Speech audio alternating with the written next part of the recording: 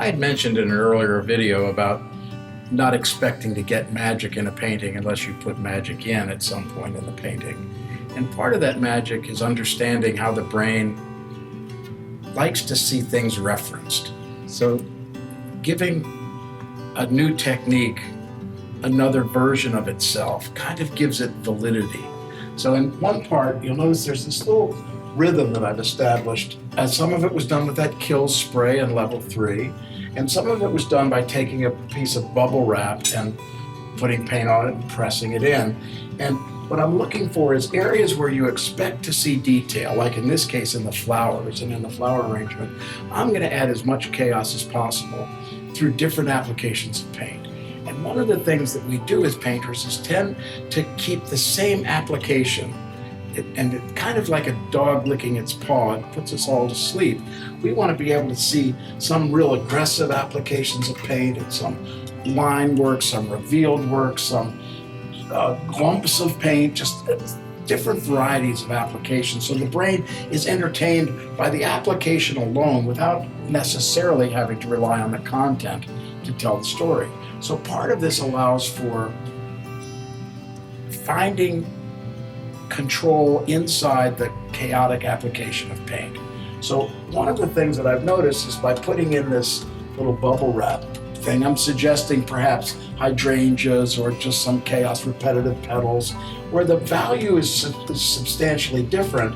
It really stands out. Where the value is relatively the same, it sort of disappears. So I'm going to try to leave this subliminal aspect of this value change and try to eliminate as much of the really big value change as possible so that you can't quite see how things were done. And I'll use that as an opportunity to play with this application of paint.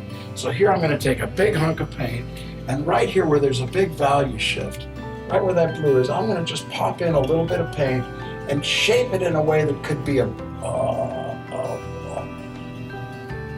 I think it's called a calyx, the part that holds a petal. So I'm just going to shape that in such a way and then create again a wedge, an arrow that points this way. And in the process of covering up that little bubble wrap, I've created another pattern that allows me to start to add more pattern and eliminate some of that repetitive mark making. So instead of seeing this as bubble wrap, you subliminally see that as an interesting texture. And I'm going to do that throughout the piece. Another thing I'm going to do is provide a mimic of that. So in this case, I'm going to take this beautiful red and I'm going to take another big version of bubble wrap and just press it into that red. So I have little bits of it touching the thing, and then I'll come back and right across both the vase and the background, I'll begin to put a repetition of that bubble wrap so that in the process of seeing this subliminal dot, dot, dot, dot, dot, it echoes on a bigger scale the dot, dot, dot, dot, dot of the bubble wrap, and one validates the other. It's a fascinating little mental game that allows me to do things that create interest and predictability within the chaos. Fascinating concept, to have something so chaotic that it begins to look familiar. And in the process of doing this, these little dots that are random here are justified by those dots there. As I begin to cover up some of the dots where the values are really large, just with this pattern, I'm covering up some of the dots and trying to, again, validate some of this. It's a really interesting perceptual game. And at this stage of the painting, this is also, I'll do this during the finishing part of the painting. This is layer 6 maybe, or 5 addendum. I'm beginning to control the chaos, and I'm beginning to add more chaos to control the chaos, which is sort of like hiding an elephant by putting more elephants in the room. It works really well.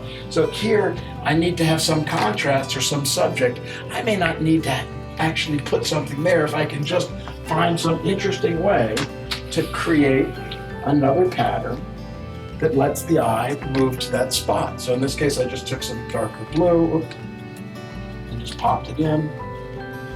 And all of a sudden, we have a sense of subject. I'll take a knife and scrape off some of the excess. And now all of a sudden, these areas here that were bothering me so much I don't even see because I've got this over here to look at, bothered by. So I'll take this off, take it off there and put it right over here. Put it inside that shape, take it right off that, so I'm left with the circle, and then hide some of the chaos. Take it off, put it down. And again, part of the rhythm of pedals is repetitive strokes out of the center. So I'll just find rhythmic applications of paint, hide other applications of paint, and this is how I'll finish the painting. I'll sit there and I'll move the eye, find interesting color. Where areas are too chaotic, I'll control them. Where areas are too controlled, I'll add chaos. This spot works a little too well, so I'm going to let that dry. Or, since this is already dry, I can selectively take one of the spots off and leave others in the spots there.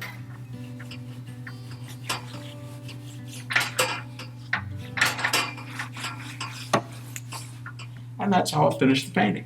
It's really interesting, guys, and thank you so much for watching.